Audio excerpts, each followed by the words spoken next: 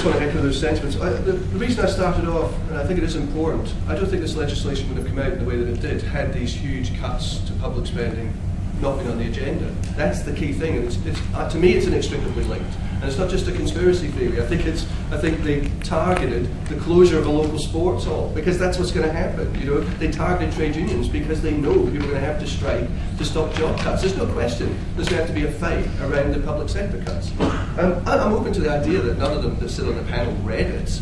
I'm open to the idea that none of them, if they did read it, understood it. You know, all of those things are possible. I don't have a lot of faith in the people who will storm it. Having said that, now that their name's on it, I'm for fingering them and I'm for going for it. And I think that the stuff about worrying about July the 14th, no, we worry about it now. And there's enough people in this room to hold 100 meetings over the next week, giving no notice, doing all the things that would be illegal under the bill. You know, we should have meetings in Derry, Armagh, Dungannon, you name it, Antrim, wherever people are from or know people from, just hold the meetings. I look at it now, you're in a modern phenomenon in terms of campaigning things. Facebook allows you to get 2,500 people you've never met to say, we're against this and we could hold a meeting. It's, you know, of course there'll need to be some central direction, and I thought the protest instalment when whatever day they decide that they want to meet us. I think also Mark suggested the 26th of June, which is a Saturday. I think that would be quite a substantial protest, and you know, I think we get a very, very good turnout to that, and the trade unions at the forefront of it. I think we can smash it. I don't think we should be defeatist. I think we can break it. It is so bad, no one can support it, and I'll be amazed when the committee's actually pointed at. They're going to go, oh well, you know, we made a mistake, let's get all of it. But it's all got to go. There are no exceptions. The 72 hours, I don't care. Get rid of it. You can see what your intentions were. It was pretty clear.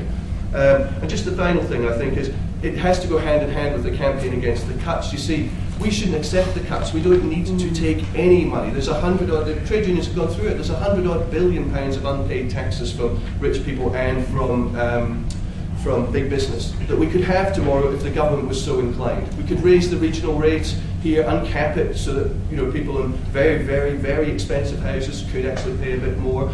We could increase taxes on the wealthy. Some of them are doing quite well. And we could get the money back from the banks. All of those things are possible. And the final thing is we do not accept that privatisation is a better form of organisation of the economic resources than the public sector. The public sector is not inefficient. It does a fantastic job. And all those lies that they tell are just part and parcel of stopping us from doing fighting against the cuts. So I think it's part and parcel of the same thing. We fight the legislation and we fight the cuts. We don't allow any public sector job cuts if we can stop them, and we don't allow this legislation to go through to stop us from doing that.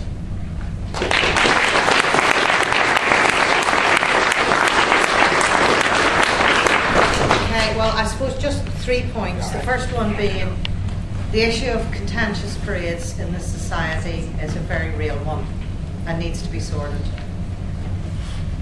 Ashdown didn't do the job. This piece of draft legislation didn't do the job. There was a serious attempt in the year-long discussions inside the Bill of Rights Forum, but that's work that is in the bin in terms of the UK government at the minute and needs to continue on. So it needs to be sorted. Second thing is, well, you've already heard what I've said, brother. I, like you, spotted the get-out clause too. And I think I've made it crystal clear in this room. There'll be no get-out clause exercised by the trade union movement on behalf of ourselves that isn't exercised by us on behalf of everybody else. It's simple.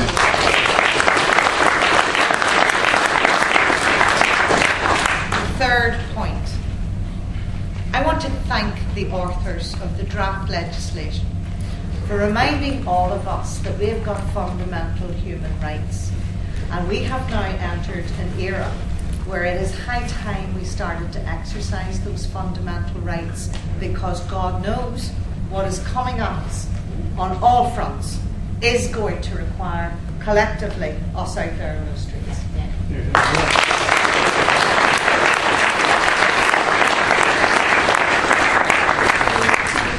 I'd just like to thank you all for coming. Before I hand over to Mark, I'm just going to say a few words.